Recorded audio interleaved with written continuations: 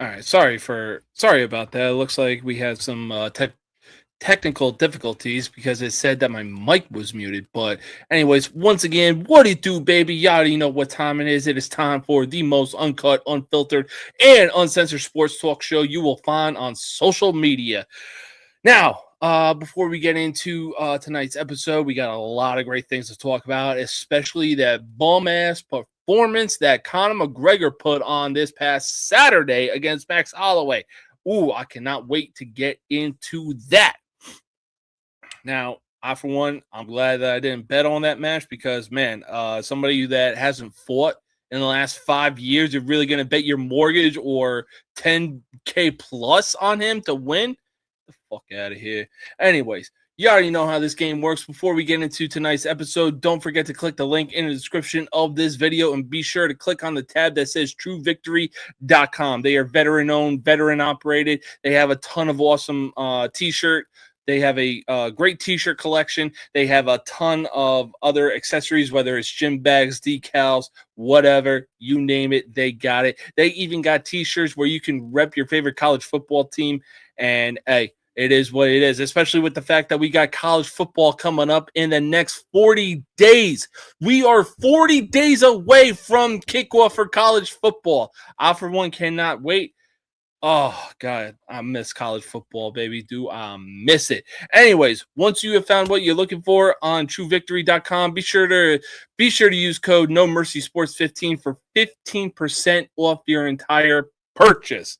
Now, you already know how this works. Let's get into tonight's episode. It's gonna be uncut. It's gonna be unfiltered, and as always, it's gonna be uncensored. And on top of that, there is going to be a big dose of reality injected into the fucking fantasy land y'all live in. I don't know what kind of fantasy land y'all are living in right now, but y'all need to accept the reality of what I'm about to lay upon you. So, without further ado, let's get into tonight's episode.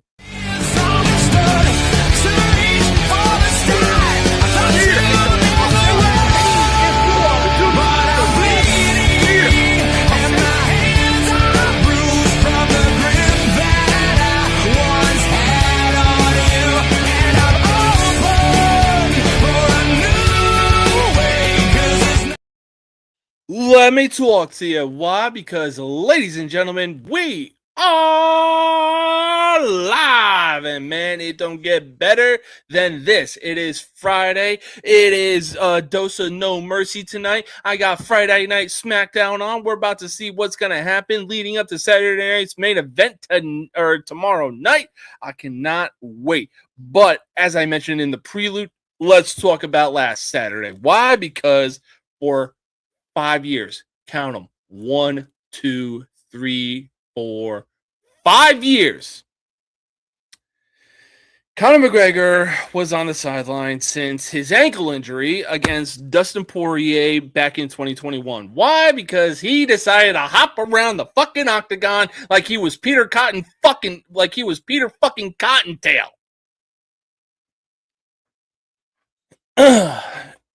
And obviously, in that matchup, he would go and break his ankle. Needless to say, the memes that came out for Conor McGregor breaking his own ankle, yes, he actually broke his own ankle. Go back and watch the film between Dustin Porier and Conor McGregor. Dude literally sat up against the cage, and Joe Rogan had to sit down with him because Conor McGregor screwed up that fucking badly. So, in any case, like I was saying, after 5 years since McGregor injured himself because he was hopping around the octagon like he was Peter fucking Cottontail, or he thought he was a better version of Frankie the Answer Edgar. Look, let me talk to you, Connor.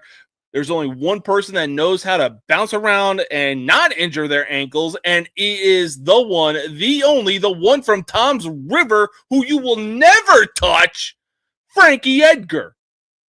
Now, in any case, news would break that McGregor would be making a comeback to fight Halloway again in 2026. Everybody, including myself, was hyped for this matchup. Unfortunately, it didn't turn out the way that most people would have thought.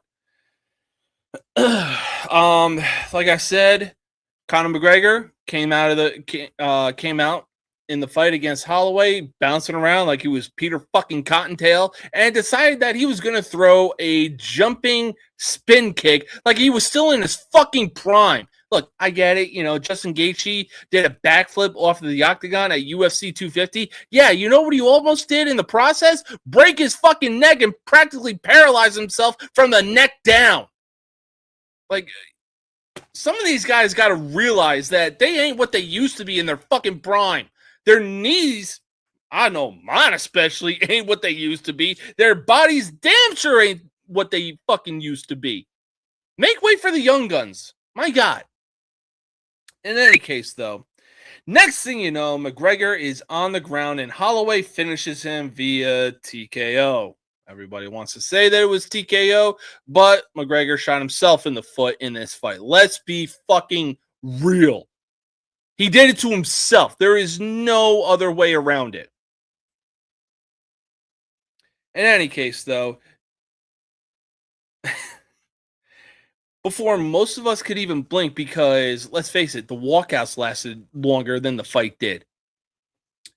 Did McGregor pull off the heist of the year and possible heist of the century against Halloway this past Saturday? Fucking yes, he did. This dude was getting 30 million. Okay? 30 fucking million. And we were expecting to see 5 rounds of just hands being thrown. That's what I was expecting. I was not expecting for McGregor to bounce around like the fucking retard that he is. Okay, I wasn't expecting that. And I mean, obviously it showed that, you know, hey, maybe he did something. Maybe he did do something to himself while he was walking out to the octagon. Anyways, x-rays came out and showed that McGregor's knee is fucking obliterated. Now this dude really wants to say that he's going to be back for one more fight because he has one more fight left on his UFC contract. Dude, no. Though whatever the hell you fucking pulled on Saturday against Halloway, you need to stay the fuck away from the octagon. You should have fucking retired right then and there. I don't know what was going through your mind. But I have seen knee injuries where guys are down for forever and a century. Derrick Rose being a prime example. Probably Kevin Ware. I understand that basketball is a hell of a lot different than MMA is. I get it. But McGregor's knee was destroyed when x-rays came out. There is no denying that. What I don't get is that he probably had plenty of adrenaline. What I don't get is after the fight, he did not stick around to do his post-fight interview with Joe Rogan. No. This dude literally ran out of the octagon faster than the fight against Halloway lasted. You want to know how long that fight against Halloway lasted? 69 seconds. Sorry, I had to take a quick pause because in my head, I'm laughing about the number 69. In any case, though, McGregor ran out of the octagon literally faster than however long his walkout was. And then videos would surface that he was limping. You know, it's times like this that I go back to the 2010 NFC Championship game where supposedly Jay Cutler blew out his ACL against the Green Bay Packers. This was the year that the Packers won the Super Bowl with Aaron Rodgers under center.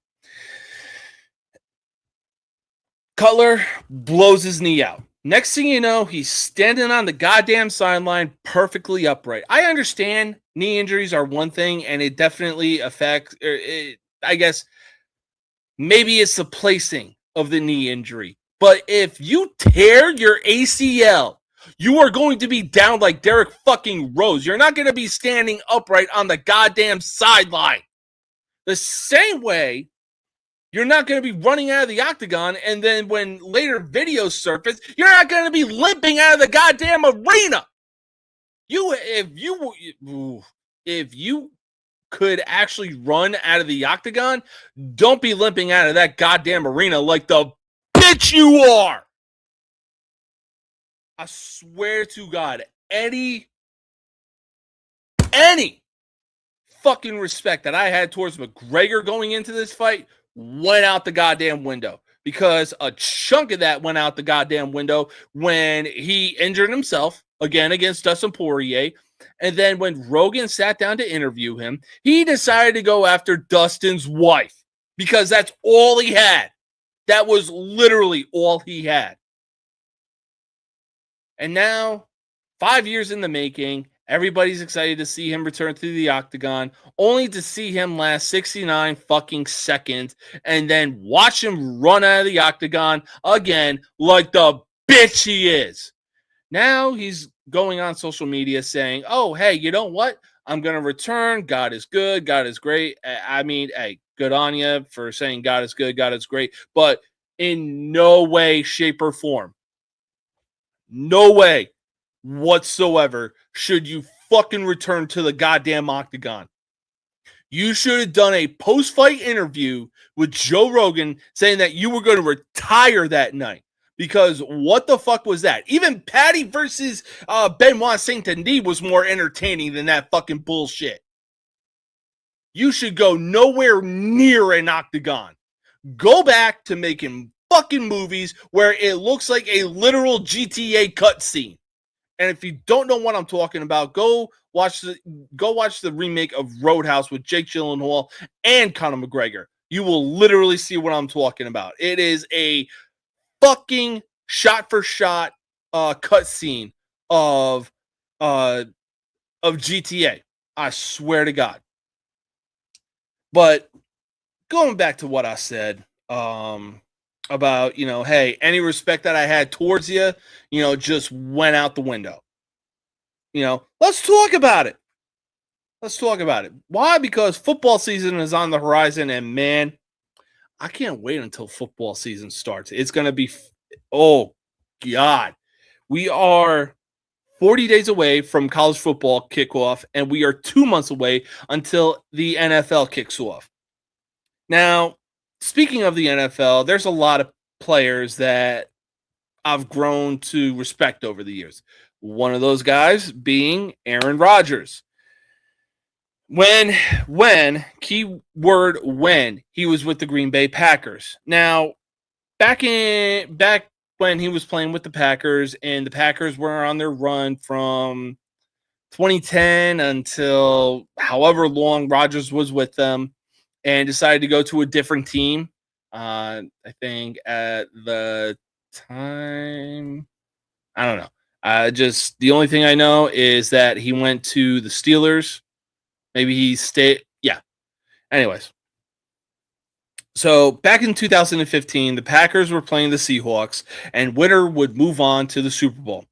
Keep in mind that at the time, the Seahawks were the defending Super Bowl champs, and they were looking to go back to the Super Bowl. Obviously, the Patriots were waiting. Now, we probably would have seen a Super Bowl that we have been waiting for quite some time, being Tom Brady and Aaron Rodgers. Why? Because they both had the number 12. They both had stats, but the only thing that Brady had over Rodgers was Super Bowls. So basically, it would be like, yo, Rodgers, can you beat Tom Brady in the Super Bowl?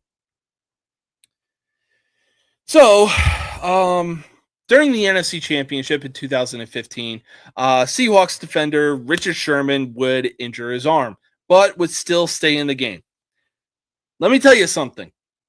Rodgers avoided Sherman like Sherman had fucking COVID. Sherman was playing with one arm, and Rodgers was throwing in the other direction.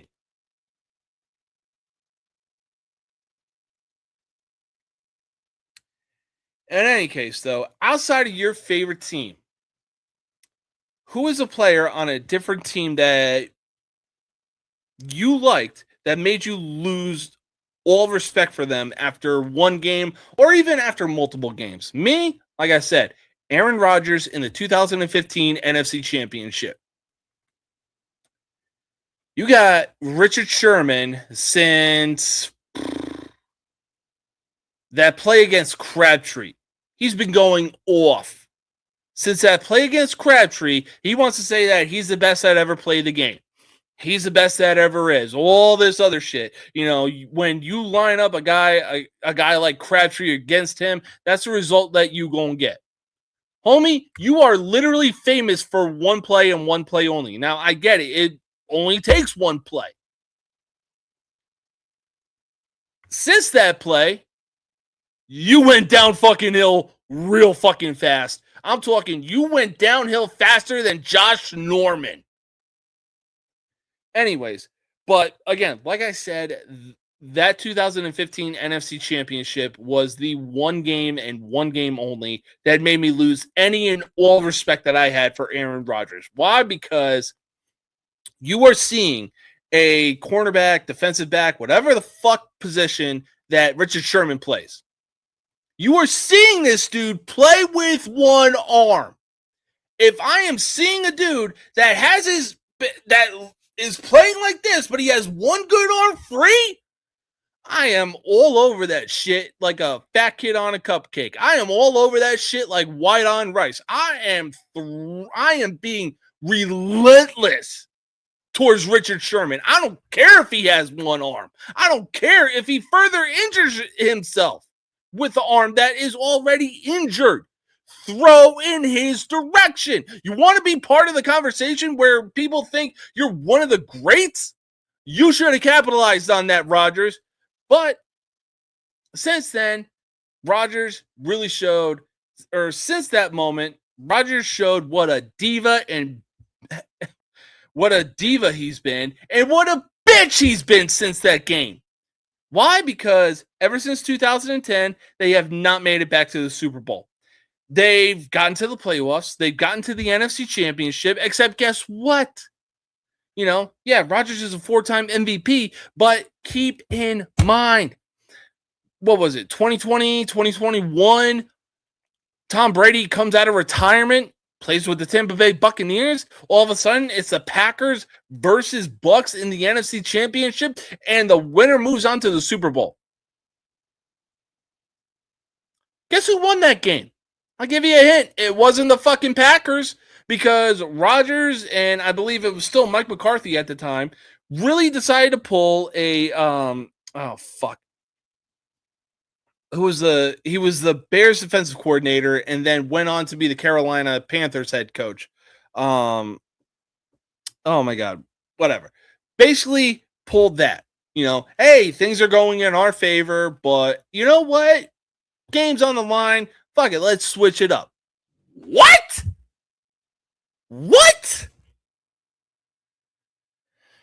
I don't get it. I don't get it. Like, you're using this formula that fucking works for you. And then when you're cruising along, you decide to switch it up. And guess what? The other team is going to fucking capitalize on that. So it is what it is. Since then, I have lost any respect for Aaron Rodgers. I know he's with the Pittsburgh Steelers right now. I know the Steelers also have DK Metcalf and everything like that. But on top of that, they recently just fired Mike Tomlin because literally the only thing that he had going for them was the fact that the Steelers were just finishing the season above 500, or even if they got into the playoffs, they were eliminated faster than they got there. So, but again, we are just a few months away from football kickoff, and never thought in my day I'd see that two sports would have two commissioners that all fans despise. Doesn't matter if you're an MLB fan, you're an NFL fan, NHL fan, whatever the case may be. Both NFL and NBA. Well, you could throw Adam Silver in the conversation as well because people hate the dumb son of a bitch. But, you know, I mean, we're literally seeing just how bad a commissioner Adam Silver is because he really gave the NBA this fucking in-season tournament. The fuck is that, dude? You're bringing a playoff atmosphere a quarter of the way into the season. In what universe does that make sense? Anyways, this ain't about Adam Silver. This is about both the NFL commissioner and MLB commissioner Roger Goodell and Rob Manfred, who have both altered their sports so much to the point where it's mission impossible to defend them. It really is. I mean, look, I'll say this. Goodell, he's literally out the door. I can't defend this dude anymore because he has ruined, keyword ruined, the sport of football. Like I'm talking to the point where the penalty rules, such as roughing the passer, where if you're going at the quarterback and you literally breathe at them wrong, a flag is going to get thrown and it's going to be 15 yards. And then we have Rob Manfred. Now, it may be pretty self-explanatory, but I'm going to break it down for you. See, for so long, the MLB has always said, hey, Pete Rose is not going to be inducted into the MLB Hall of Fame anytime soon. Why? Because he bet on baseball.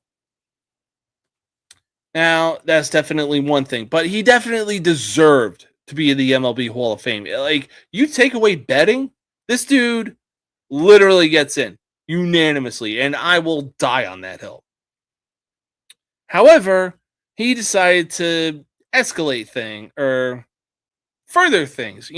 We were given Bally Sports. If you lived in Minnesota, Wisconsin, you were getting certain teams. Same with Florida.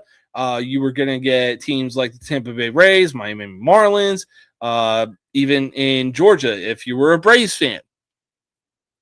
Pretty self-explanatory. So because money wasn't being brought in, because I guess lack of viewership for Bally Sports, Manfred decided, well, you know what? We're going to team up with FanDuel.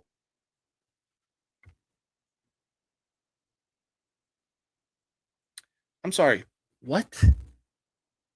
You're going to do what now?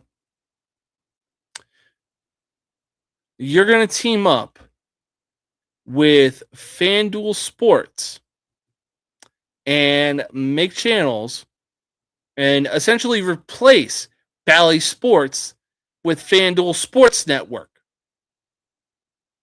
for the literal same teams. You want to know what FanDuel Sports is? It's betting. It is gambling. You want to know the one person they didn't allow into the Hall of Fame until he passed away and up until they signed a deal with FanDuel Sports? Pete Rose. You want to know what happened after Pete Rose passed away and MLB signed a deal with FanDuel Sports? Well, you know what? After much consideration, we've decided that Pete Rose is going to be eligible to be inducted into Cooperstown into the MLB Hall of Fame. I'm sorry, what?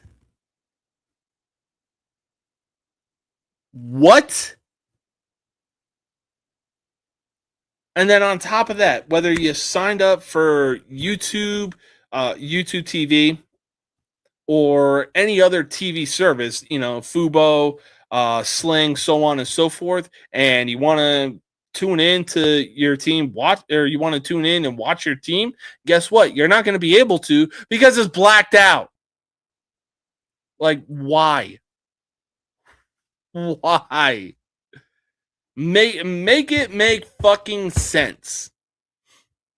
But then again, this is why I'm glad I have the TV service that I have. Again, be sure to click the link in the description of this video. Be sure to click on the tab that says the best TV service ever. If you want to pay $20 a month, or if you want to pay $60 every 3 months. With the TV service that I have, there's a few things you need.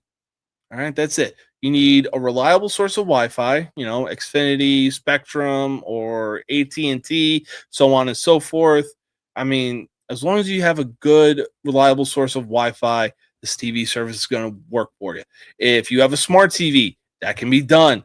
If you have Amazon Fire Stick or Amazon Fire Cube, you can download it on that as well. And again, if you also, and finally, if you have a Gmail, that's all you need to sign up. Like literally, that's all you need. And with this TV service, you get all the local channels in the country. I'm talking ABC, Fox, CBS, NBC. The list goes on and on. You get all the premium channels, A&E, Paramount, True TV, TNT, Sci-Fi, so on and so forth. You get all the sport channels in the country. Like I'm talking all of them, ESPN. You even get the fucking Canadian channels, despite the fact that we're dealing with some fucking Canadian wildfires. Thanks, you maple syrup suckers. And then you get international channels, you get everything. Again, if you have a smart TV and you have a reliable source of Wi-Fi, it works. Okay, it works. So, and hey, you don't even need to worry about tuning in for your team or tuning in to watch your team and wish for a blackout. Now, you do get MLB extra innings, and sometimes it's going to be Russian roulette to see what channel that they're playing on. But I'll tell you what, I would much rather go through Russian roulette of what channel of MLB extra innings my team is playing on than try to tune in on like Sling, Fubo, fucking whatever TV service and pay damn near $100 a month just to be told, well, you know what, because you already live here, the team you're trying to watch, you won't be able to watch because it's blacked out. Choice is yours. In any case, though, back to the task at hand. Between Rob Manfred and Roger Goodell, who's the bigger bad guy for the sport or for their respective sport? I mean, I got to go with Roger Goodell because every NFL draft, anytime this dude comes out on stage, it is just showering with booze. Like I'm talking, the dude can't even probably hear himself think. It is that bad. And like I said, this dude has straight up changed the sport of football, and especially for penalties. And again, like I said, if you look at roughing the passer, and if you're a defender and practically breathe wrong in the QB's direction, flag is going to get thrown and it's going to be 15 yards. Like, really? What are we doing? Don't get me wrong. Rob Manfred is definitely up there. Adam Silver, I would probably put Adam Silver above Manfred for second worst commissioner for his respective sport. But my God, I don't think I've ever seen anybody as bad as Roger Goodell since, look, I get it. You want to reduce concussions. I get that. But oh my freaking God. Some of these plays of roughing the passer or defenseless receiver, pass interference, whatever the case may be. Just, there's got to be some sort of leeway here. I mean, you look back, what was it, a year or two ago? The Bengals versus Chiefs. During a Chiefs possession, during the Chiefs possession, the Bengals would get called for pass interference. Very, very questionable. The next week, the Chiefs are playing the Falcons. Falcons are driving down the field, and they have a chance to win the game. Chiefs throw an obvious pass interference, and the refs are like, huh? What? No, we didn't see anything. What? Get the fuck up out of here. I swear to God. Anyways, speaking of Rob Manfred and baseball, look, I understand it's one thing to be upset about McGregor versus Holloway, but hey, I'm thankful enough to say that I didn't bet 15K plus on somebody who hasn't fought in the last 5 years to fucking win. What made anybody do that is quite possibly beyond me. So, in any case, though, to get upset, let's move to baseball, as I believe it was Monday. We had the home run derby, and the All-Star game took place in Philadelphia in Citizens Bank Park. So, Kyle Schwarber, Bryce Harper, both are in it. Both the hometown guys because they play for the Phillies. Everybody thinks that it's either going to be Schwarber or Harper that wins it. Fast forward to the finals. It is Kyle Schwarber versus Cardinals player Jordan Walker. Kyle Schwarber would go first and rack up 11 home runs. Walker would then come out and find himself in a hole. I think at the time he had 7 home runs with 2 swings left, and he had a few magenta balls. And if he was able to hit home runs, he would get 1 additional ball added on. So he works himself out of the deficit, and it's tied 11-11. He needs 1 more home run to win the home run derby. As fate would have it, he would win the home run derby. Now fans are pissed because they believe it was rigged and Schwarber should have won. After winning the home run derby on Monday, should fans be this upset, or should fans be proclaiming that the home run derby was rigged? And will this put Jordan Walker on the map in the MLB world? I'll start with the obvious first question. Should fans be complaining that it was rigged? No, the fuck they shouldn't. This is Philadelphia we're talking about. I've seen 2 TikTok users that are Philadelphia fans get silenced. Jordan Walker shut their asses up real fucking fast, and I'm honestly glad that he did. Because they want to say, Jordan Walker, who's this dude? Who's that dude? You know what? It's pretty easy to not know who someone is when you got literal tunnel vision for one fucking team. And then you want to sit there, oh, well, Shohei Ohtani, this dude's a bum. He's not going to do this. Oh, my God, are you kidding me? He got lucky. He got this. He got that. Shut your bitch asses up. Shut up. Just shut the fuck up. The MLB home run derby wasn't rigged, all right? Jordan Walker just found a way to fucking win. Y'all are just fucking retarded. It is simple as that. Like, you literally witnessed the home run derby live. Tiny Tino and fucking Rosie, I'm looking at you. Y'all literally witnessed that shit live and really want to say that the fucking derby was rigged. No, it wasn't. Jordan Walker just found the right rhythm at the right goddamn time. You literally watched that shit and want to say that he got lucky? Maybe he did. But guess what? Maybe he found the right rhythm. And maybe y'all are just fucking retarded. You're that fucking stupid. Get the hell up out of here with your stupid asses. God, y'all bitch and moan just because shit doesn't go your way when you need to be bitch slapped. Like the bitches that you are. Holy shit.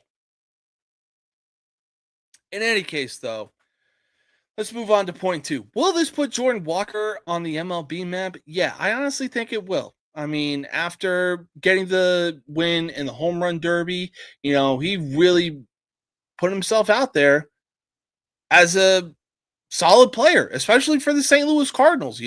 They're obviously in rebuild mode, but things are working faster than any of us anticipated. They obviously have Lars Nootbaar. They got Jordan Walker. Very solid players. They just need to build around them. They need to find the right rhythm and everything like that. And I mean, right now where the Cardinals are in the NL Central, it's none too surprising to me. This is the St. Louis Cardinals we're talking about. They have the second most World Series in MLB history. Come on, what are we doing? Really doubting the fucking Cardinals? Saying that the home run derby was rigged? What are we doing? Ay, vay. In any case, though, we're going to take our first commercial break. When we get back, we're going to be talking some more MLB baseball. So until then, we'll be back in just a minute.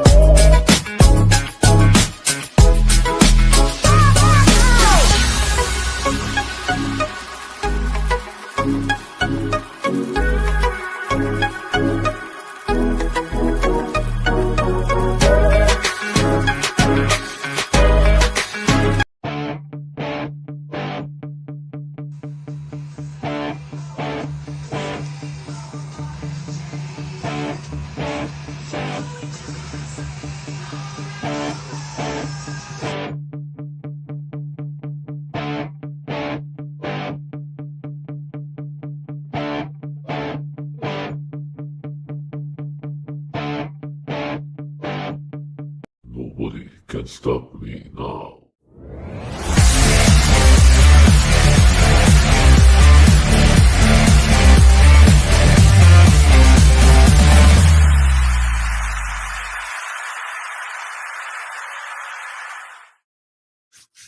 All right. Welcome back, y'all. So we're gonna be staying on the topic of some Major League Baseball. Why? Because I'll be damned. The Chicago White Sox continue to make some more impressive moves and could very well be in contention talk next season. After the MLB draft. Now, after count on 3 straight seasons of 100 plus losses, including setting an all-time loss record in 2024. It seemed as though the White Sox were dead to rights. However, this year they've been playing different and are now currently in first in the AL Central. I'll say that again. The Chicago White Sox, whose last 3 years they have had 100 plus losses, are now in first in the AL Central. They are currently 5 games over 500 right now. If they were in the AL East, they'd be in third. They'd be a few games behind the New York Yankees for second place in the AL East. Keep that in mind. And if they were in the AL West, they'd be in first. But let's be real. The AL West is a freaking garbage dumpster fire. That's the word. That's the term I was looking for. The AL West is a complete dumpster fire right now. But we'll see how that pans out when October rolls around. We still got a few more months left of baseball. So, we'll see. On top of that, since they had the first pick of the MLB draft this past weekend, they would go and draft UCLA shortstop Rock Chalowski, or as MLB Commissioner Rob Manfred said, Rock Chalowski.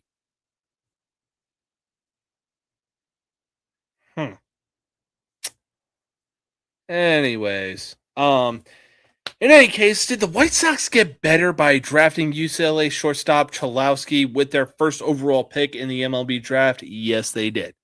And it is only a matter of time before we see him at the shortstop and getting called up to the majors. Now, they did sign him to a rookie contract, so he's going to be getting some repetitions with the minors and everything like that until the White Sox feel that he's had enough repetitions to where it's like, okay, suit up, kid. You're playing shortstop at Comiskey Park.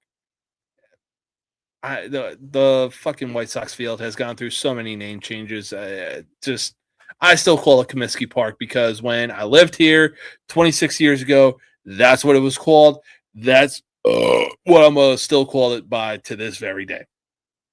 In any case, though, yeah. In any case, the White Sox outfielders, they might as well get some lawn chairs set up because that infield is going to be deadly. I mean, you got Colson Montgomery and Murikama that can practically switch it up between the first and third spot.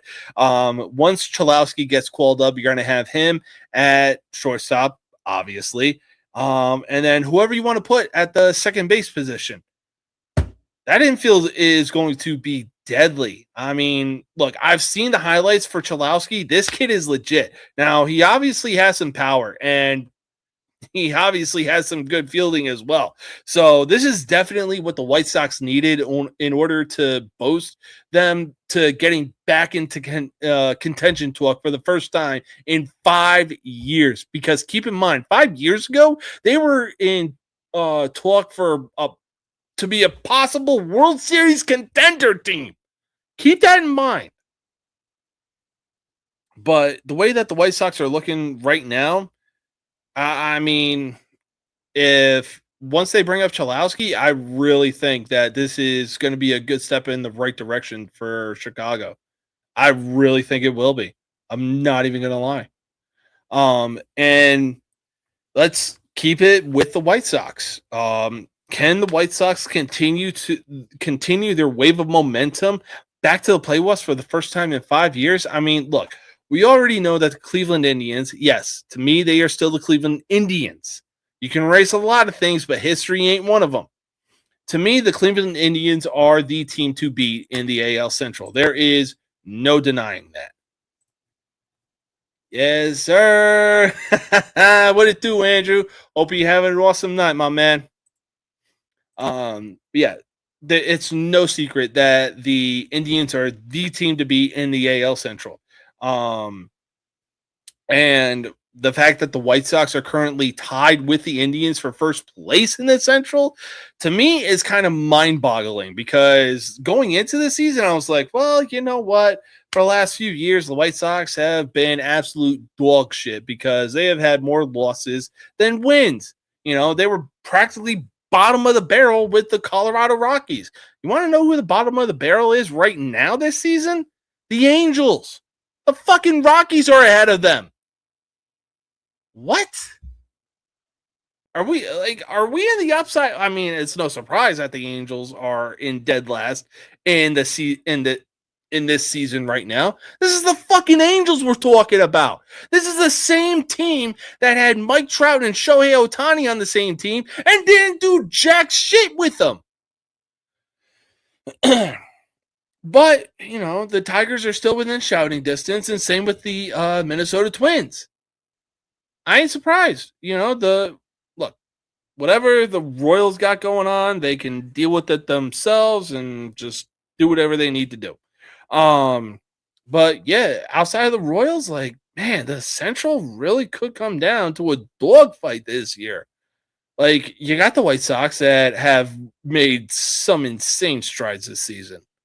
You got the Indians that, again, like I said, they're the team to beat in the AL Central. And then if AJ Hinch can connect the dots and do what he did, what was it, 2 years ago or maybe even last year, it's going to be a dogfight in the Central. And I, for one, cannot freaking wait to see how things unfold. Why? Because we are at the point now for baseball where winning games matter. Where if you want to win your division, you got to start winning games. If you want to be able to stay in wild card contention, you got to keep winning games. But speaking of winning games, let's move on from the White Sox to one of the teams I hate the absolute most. But I ain't going to lie, as a Yankees fan, I have gained much respect for them.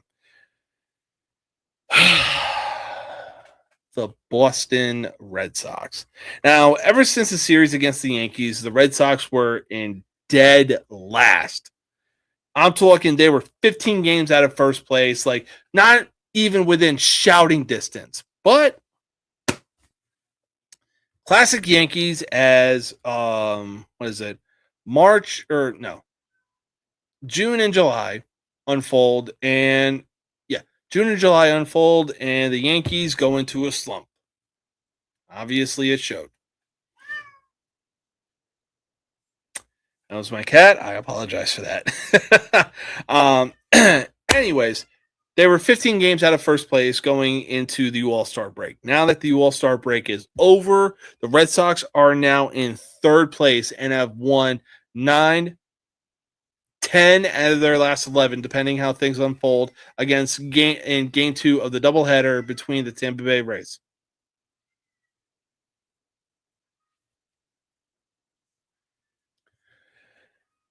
In any case, though, with the second half of the season starting, can the Red Sox make a push for a playoff spot?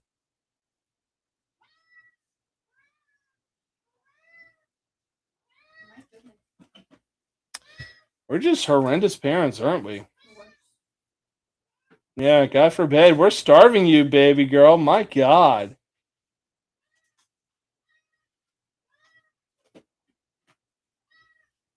Can't imagine what kind of pain in the ass you're going to be when we go to bed. I'll be sure to give her some dry food. Don't worry.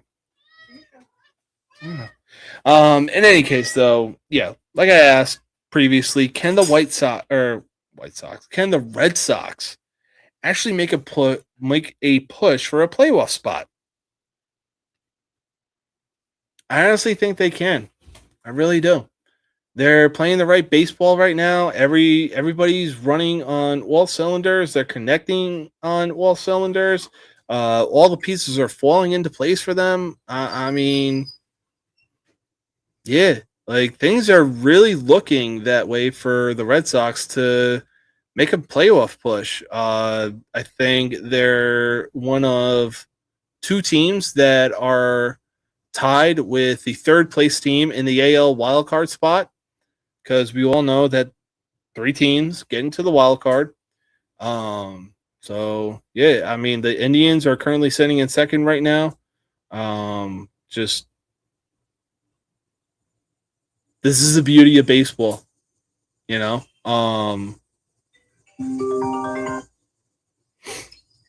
Like all you need to do is make the right push. That's all you got to do.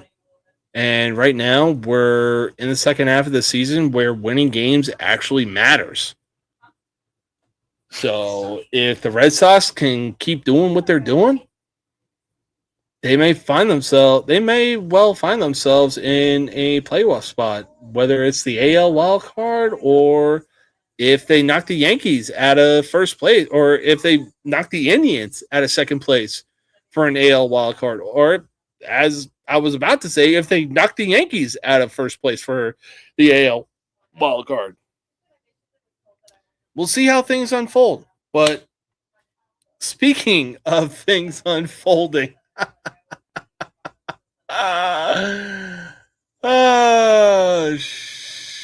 sugar honey iced tea.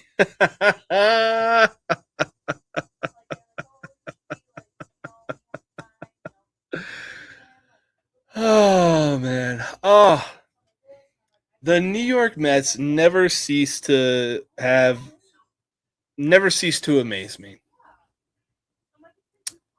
They went into this season with the second highest payroll.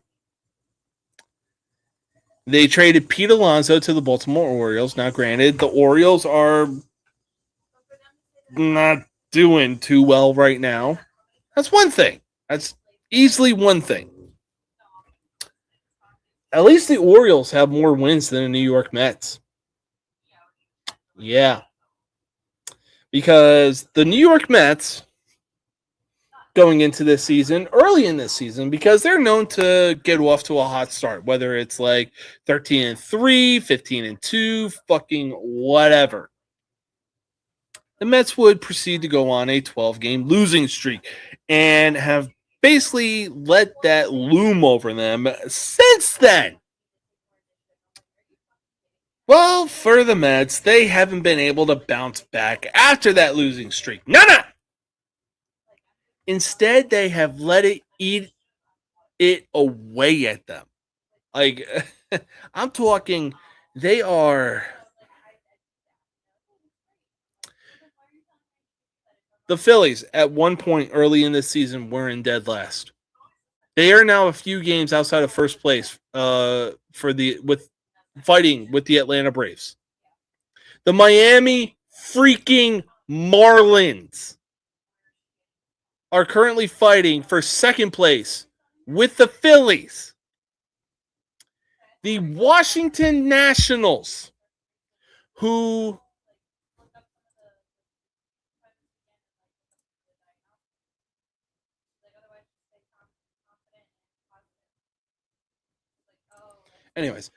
the Washington Nationals, who have a very young but also very talented team, are ahead of the New York freaking Mets.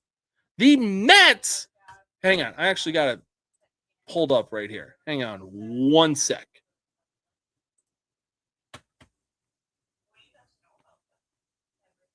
Assuming that everything wants to load. Anyways, the New York Mets are 15 and a half games out of first place. And just last night got their 41st win on the freaking season.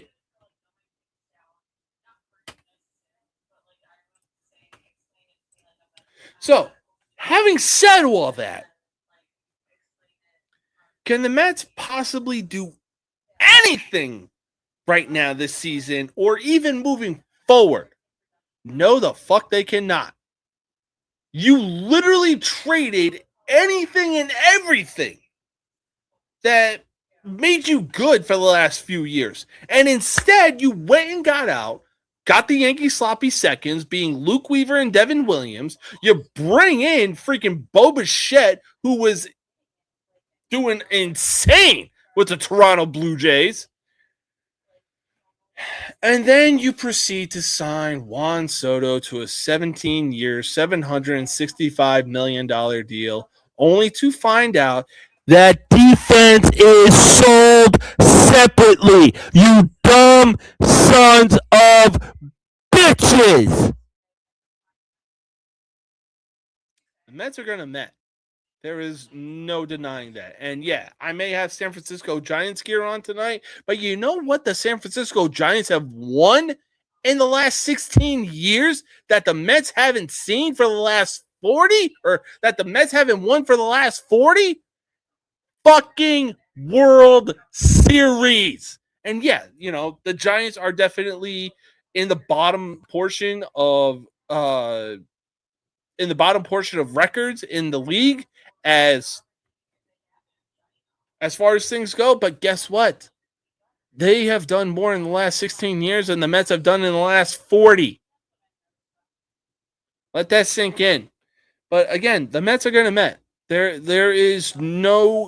Mets won't be able to do anything this year.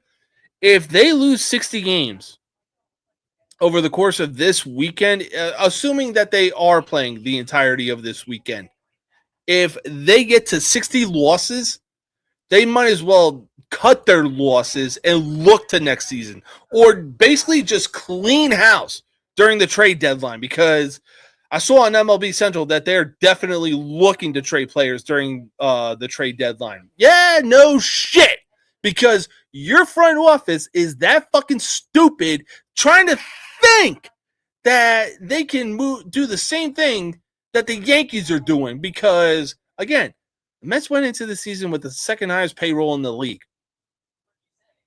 It's not about how much money you have. It's how you distribute the money.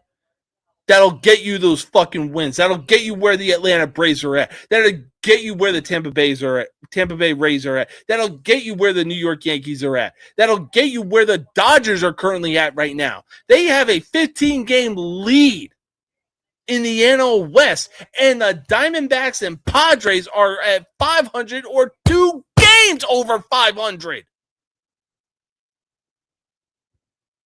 Mets got to do something. I don't know what the fuck it is, but they got to do something.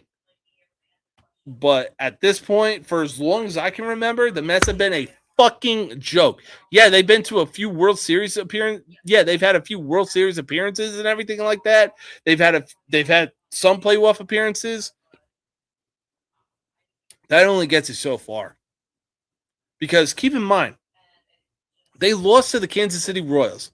The same Kansas City Royals team in 2015, where 8 out of the 9 players in their lineup were starting in the All-Star game of 2015.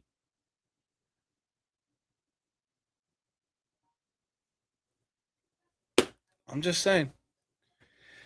Anyways, though, we're going to take our final commercial break. When we get back, we're going to make some MLB weekend predictions. So until then, stay tuned, y'all.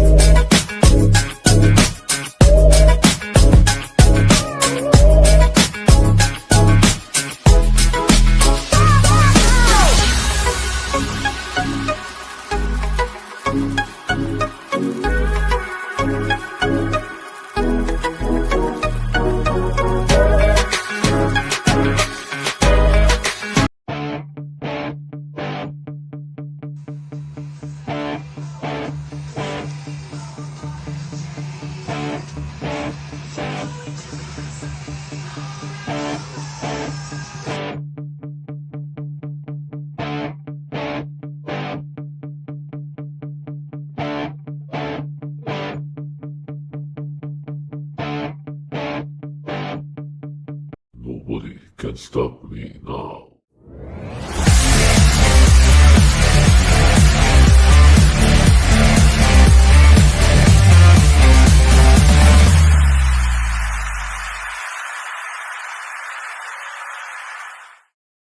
All right. Welcome back, y'all. Welcome back. Be sure to check out Cocaine Coffee. I've tried it a few times, and man, oh man, does it get me through my day, especially when I've had a fun night the night prior. But man, oh man, after that first sip of Cocaine Coffee, whoo, talk about getting the engines going. Man, that shit'll get you through the day. Like, I'm talking, you'll have your entire place cleaned in no time. Again, once you have found what you're looking for Cocaine Coffee, be sure to use code Villains15 for 15% off your entire purchase. Oof. Probably that cocaine. It's probably that coffee that's making a comeback. In any case, though, you already know what time it is. We got some weekend baseball coming up. Let's go ahead and make some predictions. I've already seen the first game up on this schedule, and I will say this. I hope a certain somebody out there is watching. A certain Pittsburgh fan that is too chicken shit to come at me man to man because I made a controversial post. So since you want to be a little bitch about it and you don't want to come talk to me man to man, because I know you too chicken shit to come out to Chicago and run these fucking hands, because I know I would fucking lay you out. We got the Pittsburgh Pirates going into Progressive Field Stadium to take on the Cleveland Indians. And I'm hoping the Cleveland Indians put fucking belt to ass on the Pittsburgh Pirates. Fuck Pittsburgh and fuck you, dude. You know who you are. Anyways, though, next up, we got the Minnesota Twins going into Wrigley Field to take on the Chicago Cubs. Now, Twins are definitely, things are heating up in the Central. The Twins are definitely 3 games back. They're 1 game under 500 right now. But I mean, the way that the Chicago Cubs are playing baseball right now, I'm gonna give it to the Cubbies. Next up, we got the Chicago White Sox going into Toronto to take on the Blue Jays. I mean, we're seeing right now that the Toronto Blue Jays are currently going through a World Series hangover. Definitely not a good thing for them. So in any case, though, with what the White Sox have been doing this season, give me the White Sox in this one. Next up, we got the Cincinnati Reds going into Coors Field to take on the Colorado Rockies. Look, there's a reason that the Rockies are currently in last place right now. Yeah, the Reds are currently in last place as well. But honestly, how the Reds are in last place right now, I really don't know, especially with the talent that they have. In any case, I'm going to have to go with the Cincinnati Reds on this one. Next up, we got a continuation from Thursday of the New York Mets going into Citizens Bank Park to take on the Philadelphia Phillies. Yeah. Give me the Phillies in this one. I know we're coming off the All-Star break and everything like that. Maybe a few players are having some kind of hangover. You know, Bryce Harper, Kyle Schwarber. Maybe they're having some kind of hangover. But I honestly think that the Phillies are going to bounce back. They're going to get the win and draw closer to the Atlanta Braves for the first place spot in the NL East.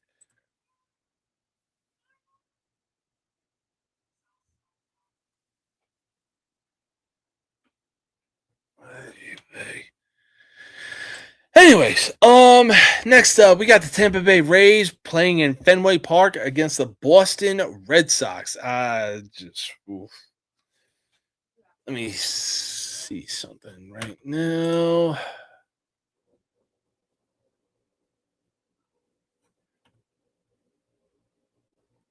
Can't even show the score. Got it. Anyways, so the Red Sox shut out the Rays 10-0 in game one of a doubleheader that they had. The last I saw, the Rays were up 3-2. It wouldn't surprise me if the Red Sox came back and won the game. So having said that, I really think that the Red Sox are going to get this one, maybe be on the verge of a sweep against the Rays. Yankees, y'all got to do your thing right now because the Rays are losing some games right now. I'm going to get to the Yankees in just a bit. Next up, we got the Texas Rangers going into Truist Park to take on the Atlanta Braves.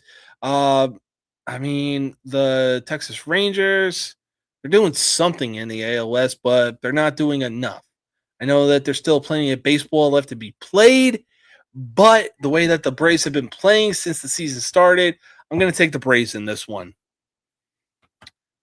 Next up, we got the Baltimore Orioles going into Houston to take on the Astros. Now, the Astros are definitely sitting in a tough spot in the AL West. As much as I hate saying it, I really think that the Astros are going to take this one against the Orioles. Anyways, next up, we got the Miami Marlins going into Milwaukee to play the Brewers. I've been hearing a lot because the Marlins have pitcher Max Meyer on the mound right now. I've been hearing a lot of good things about this kid, especially through MLB Central from DeRozan and them, from DeRozan and company. I've been hearing a lot of good things. You know, he's definitely a good pitcher to go to outside of Yuri Perez and Sandy Alcantara. And on top of that, the Marlins have a real good solid lineup when it comes to their offense. But there's a reason that the Milwaukee Brewers are currently in first in the NL Central. As much as I want to pick the Marlins to win, I think I'm going to go with the Brewers on this one. Next up, we got the San Diego Padres going into Kansas City to take on the Royals. Honestly, I really don't see the Royals doing anything anytime soon as far as the second half of the season goes. So give me the San Diego Padres in this one.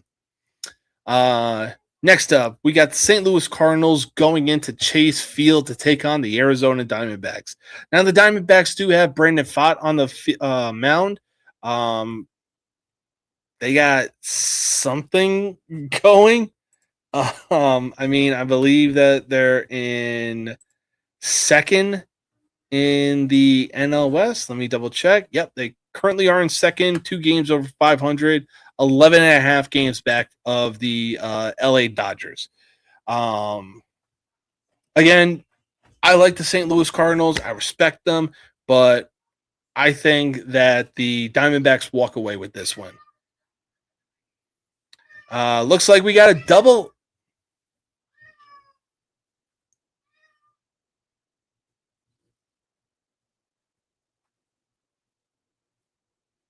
Sorry, looks like my cat found a bug.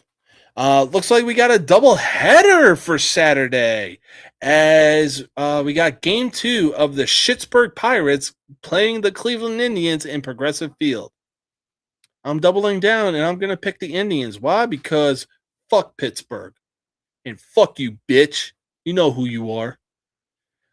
Next up, we got the LA Dodgers playing in the Bronx against the New York Yankees. Right now, the Dodgers are currently up 2-1 on the Yankees right now in the top of the 9th. But this is a night game. We all know how rowdy the Bronx can get at nighttime. I think the Yankees bounce back and get the win over the Dodgers. All right. Next up, we got the San Francisco Giants. Yeah, buddy. Going into T-Mobile Park to take on the Seattle Mariners. We got, for the Giants, we got Logan Webb on the mound. And for the Mariners, we got Brian Wu on the mound. Brian Wu is no joke. Neither is Logan Webb. Honestly, I could really see this being a pitcher's duel. In any case, maybe I'm just being biased because I got the gear on. Give me the Giants in this one. All right, second to last, we got the Washington Nationals going into Sacramento to play the Athletics. The Nationals, they are a very young team. They've been making a lot of good strides this season in the right direction. They got a very young core. I really, CJ Abrams, James Wood. I really can't wait to see what this team does with the young players that they have. But the Athletics are also a young team. However, it really didn't help their case that they lost 9 straight going into the All-Star break. They got the players. They got to figure something out. So, having said that, I'm going to go with the Nationals in this one. And finally, we got the Detroit Tigers going into Los Angeles of Anaheim to take on the Angels. I mean, it's pretty self-explanatory. The Angels are literally the worst team in baseball right now for a reason, because their front office sucks. Give me the Tigers in this one. But that wraps up tonight's show. Look, like I said, we got college football on the horizon. I, for one, cannot wait. When we're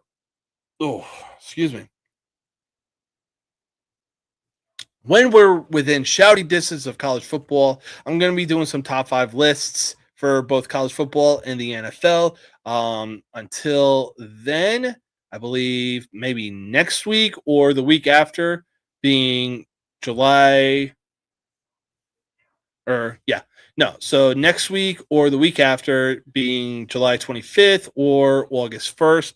Going to be doing a top 5 list of the best left-handed batters in baseball. Whether they had the smooth swing or they were just fun left batters to watch at the time. Obviously, there's going to be a few on there that were definitely playing when probably my dad wasn't even born. But until then, you already know how this works. I got to give my Friday briefing, so y'all stay safe. Having said that, don't add to the population. Don't subtract from the population. Don't end up in the hospital, dead, or in jail.